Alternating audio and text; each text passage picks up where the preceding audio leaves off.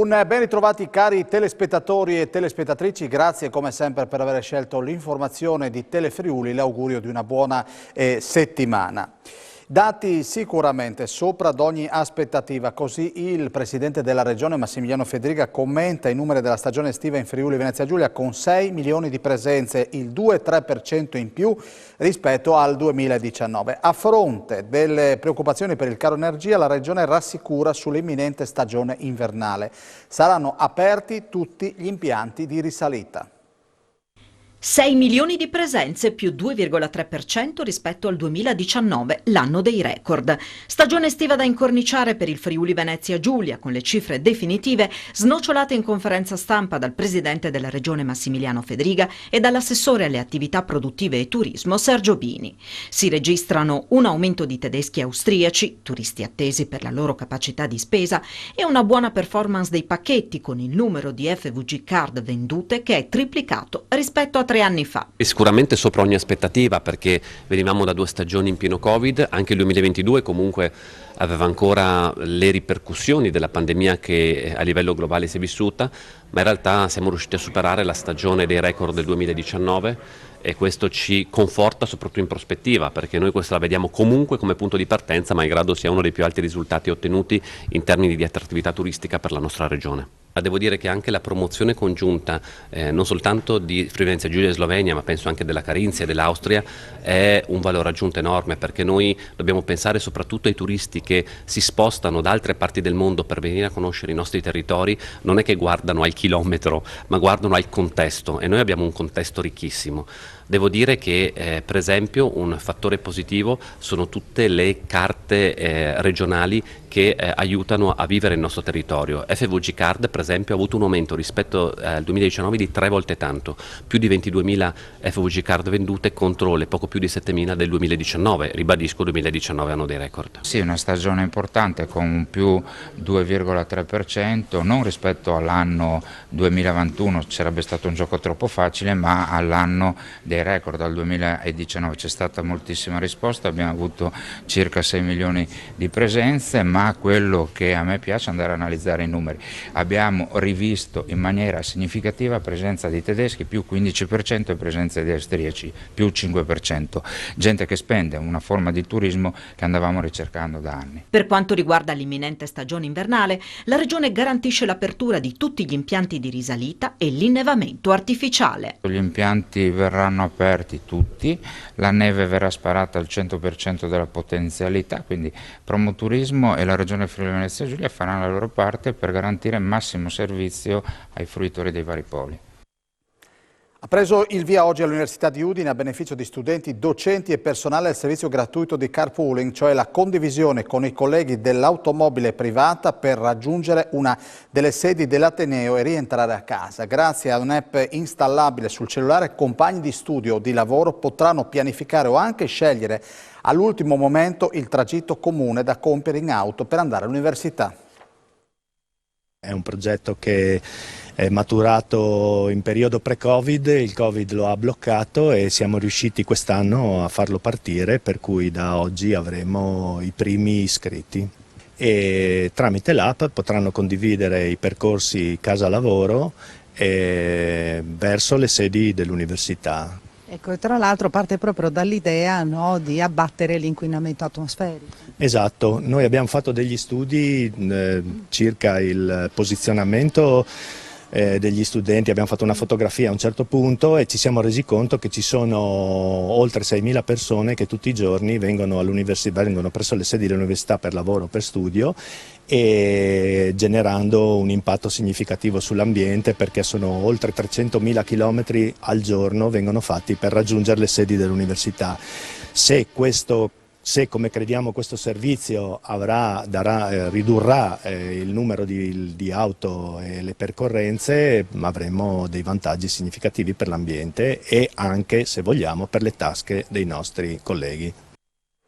È stato riconosciuto e arrestato a pochi chilometri dal confine della Slovenia un cittadino rumeno di 38 anni, lo condannato a 3 anni e 11 mesi ricercato per rapina e lesioni.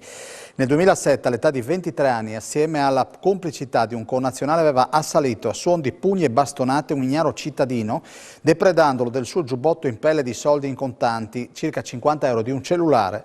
L'irreperibilità del latitante è terminata solamente nelle scorse ore, quando i carabinieri del nucleo radiomobile di Aurisina, impegnati a pattugliare la zona del retrovalico, lo hanno trovato a bordo di una corriera diretta oltre la frontiera. Dopo le formalità di rito, il rumeno è stato condotto nel carcere di Trieste. Dopo 15 anni dall'aggressione sconterà la sua pena. Gli aumenti di costi si stanno ripercuotendo in maniera significativa sui cittadini. A Pordenone si registra un incremento delle richieste di aiuto ai servizi sociali. Il sindaco Ciriani, qualora i rincari non dovessero subire una frenata, ha annunciato tagli ai servizi. Famiglie sempre più povere, il caro vita si sta ripercuotendo con forza sui cittadini che, non riuscendo più a far fronte al pagamento delle bollette, si vedono costretti a bussare alle porte del municipio e quindi a rivolgersi ai servizi sociali di Pordenone. Noi stiamo registrando un aumento delle richieste dei cittadini sia in termini di contributi di aiuto per il pagamento delle bollette, ma non solo questo. Tutti i sistemi di intervento che i servizi sociali hanno nei confronti delle famiglie sono sotto stress perché aumentano esponenzialmente le richieste. Un altro dato, per esempio, sono praticamente raddoppiate le richieste per i punti verdi e per gli asili nido. Perché? Perché evidentemente le famiglie non vanno più in quelle che erano strutture di carattere privato più costose, ma oggi chiedono di intervenire in quelle comunali perché costano di meno, ma questo ovviamente comporta dei costi aggiuntivi per il comune stesso. Per contro, il comune si è già visto raddoppiare rispetto all'anno scorso i costi energetici, con una bolletta che da 3 è passata a più di 6 milioni di euro. Di questo passo il sindaco Ciriani sarà costretto a mettere in campo misure drastiche. Se la situazione non cambia e dovesse riproporsi la stessa identica situazione nel 2023, dovremmo cominciare a tagliare servizi e questo secondo me è inaccettabile. Triplice intervento per cataratta, glaucoma e membrana epiretinica è quello che per la prima volta in Italia nella stessa seduta operatoria è stato eseguito con successo dal direttore del reparto di oculistica dell'ospedale di Pordenone, Flavio Foltran. Il professionista ha operato un paziente affetto da patologie che avevano causato una grave compromissione della sua capacità visiva. Grazie al triplice intervento, al quale seguirà una pubblicazione nelle riviste scientifiche specializzate, la vista del paziente è migliorata sensibilmente. Avviato oggi a Cividale il primo corso gratuito per l'utilizzo dei defibrillatori pubblici. La sala giunta del municipio ha accolto gli iscritti al corso che il comune organizza per tutti i lunedì mattina sino al 19 di novembre. Il comune di Cividale del Friuli, centro cardioprotetto, grazie alla presenza di numerosi defibrillatori pubblici, mette a disposizione del territorio un corso di formazione per l'utilizzo consapevole dei defibrillatori già installati in città. L'importanza di una formazione di questo tipo va riferita soprattutto alla sempre crescente insorgenza di problematiche cardiovascolari, per cui un cittadino educato all'utilizzo del defibrillatore potrebbe essere in grado di rispondere con consapevolezza a un'emergenza.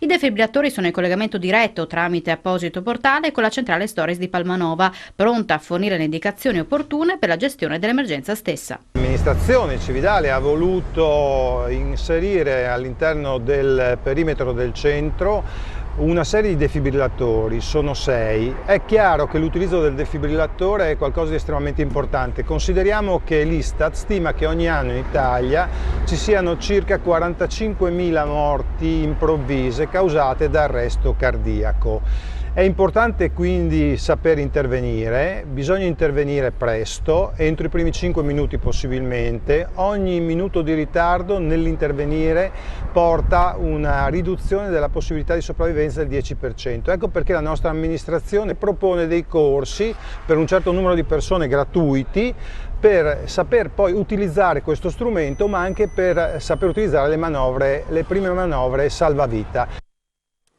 Si è chiusa l'operazione della Capitaneria di Porto Mare Sicuro, iniziata il 18 giugno e che ha portato a un totale di 17.000 controlli. Un bilancio più che positivo con 17.000 controlli e soli 124 illeciti amministrativi e un illecito penale rilevati, con un rapporto controllo illeciti inferiore all'1%. La Capitaneria di Porto del Friuli Venezia Giulia ha chiuso con il weekend della Barcolana l'operazione Mare Sicuro, iniziata il 18 giugno con l'impegno di 7 mezzi navali, di cui 2 dedicati al soccorso in mare e 36 militari, su un litorale che interessa 10 comuni costieri e comprende le autorità marittime di Trieste, Monfalcone, Grado, Porto Nogaro Lignano e Marano. Per quanto attiene agli interventi di soccorso ed assistenza, il dispositivo messo in campo ha portato all'esecuzione di 33 interventi, di cui 26 a diportisti e 7 a bagnanti, per un totale di 110 persone soccorse. 60 anni di fotografie scattate da 3 generazioni di fotografi che raccontano 200 tra comuni, località e frazioni della regione.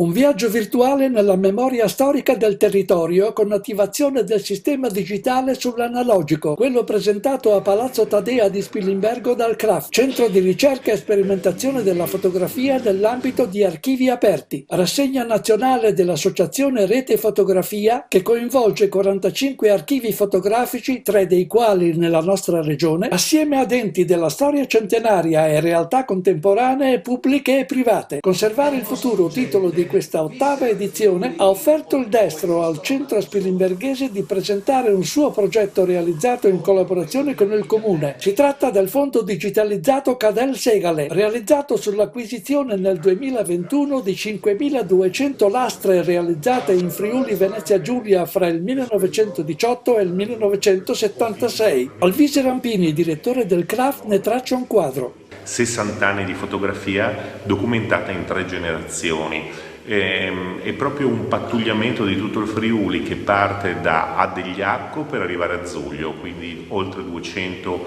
fra comuni, località e frazioni documentate in modo capillare. Per quale scopo? Lo scopo di arricchire il nostro archivio del nostro centro di ricerca e archiviazione della fotografia attraverso la digitalizzazione di queste lastre e anche in seguito naturalmente la catalogazione. Il fondo acquisito dal CRAF è totalmente dedicato all'immagine veduista appartenente ad Aldo Segale e alla sua famiglia, in particolare il capostipite Adriano Cadel e al padre Dante. Queste 3 generazioni di fotografi triestini hanno consacrato la loro esistenza alla produzione di immagini destinate alla realizzazione di cartoline per il Friuli Venezia Giulia. Il miglior formaggio erborinato d'Italia arriva dal Friuli Venezia Giulia. A produrlo è la latteria di Aviano guidata dalla famiglia Del Ben. Il primo premio è arrivato nell'ambito degli Italian Cheese Award svolti a Bologna. Il prodotto friulano in gara era l'unico della nostra regione. Il formaggio smoking della latteria di Aviano è il miglior erborinato d'Italia. Il riconoscimento per la casearia Del Ben è arrivato nell'ambito degli Italian Cheese Award, la 7ª edizione, riservata ai formaggi con 100% latte italiano che si sono svolti nel weekend a Bologna. Smoking è un erborinato che abbiamo scelto per la sua dolcezza e cremosità che affumichiamo nella nostra stufa, una forma per volta, lento per 24 ore con legno di faggio. Così la latteria di Aviano descrive il suo prodotto, aggiungendo che l'essenza delicata del legno si fonde perfettamente con la pasta morbida, creando un formaggio delicato e sofisticato che sorprende per il suo equilibrio al naso e in bocca. A ritirare il premio Gioacchino Del Ben e la figlia Linda, saliti sul palco e applauditi per la conquista del titolo. 33 i prodotti che sono finiti in nomination nelle diverse categorie, ma quello della latteria di Aviano era l'unico formaggio del Friuli Venezia Giulia in finale. Una soddisfazione enorme per la famiglia Del Ben che ha portato un'eccellenza della nostra regione ai vertici italiani. A dirigere la gara valida per i 16esimi di finale di Coppa Italia tra Udinese e Monza in programma al Friuli mercoledì 19 ottobre alle 21 è stato designato l'arbitro Federico Dionisi di L'Aquila. Dionisi ha incrociato l'Udinese una sola volta in carriera il 7 novembre 2021 in Udinese Sassuolo, vinta dai bianconeri per 3-2.